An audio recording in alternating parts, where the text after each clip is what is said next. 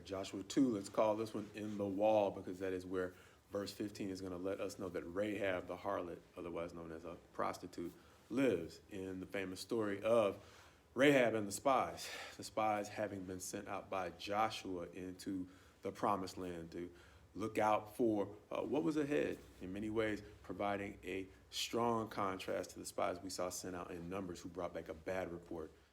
These spies gave a fair assessment of what the land looked like in comparison to what God was telling them was possible. That's the upside.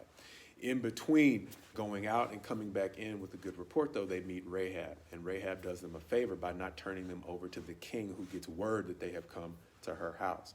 And so in exchange for hiding them and sending the king the other way, they make a vow.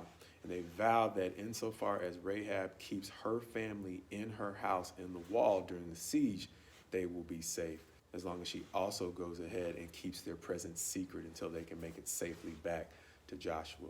So she does that, and down the road we're going to realize that they honor their agreement with her. But the thing that caught my attention this time was a comparison between Rahab and what we saw God say about Israel and what was going to happen to them after they settled the promised land and grew prosperous.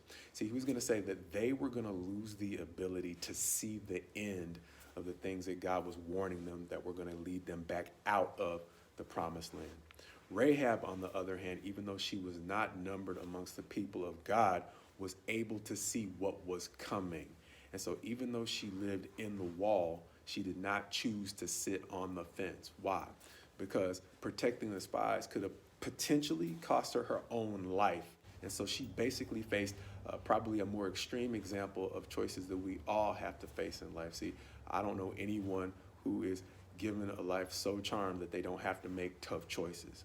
And in looking at what Rahab saw, she in many ways might not have been any different than the people of her city, which she described as having had their hearts melted after they heard the stories of how Israel conquered Sihon and Og, two kings we heard about over and over again in Deuteronomy. And so in spite of simply having her heart melt in the face of adversity, she was able to still make wise decisions when presented with an opportunity to understand that she had a chance to get on board with what God was actually doing.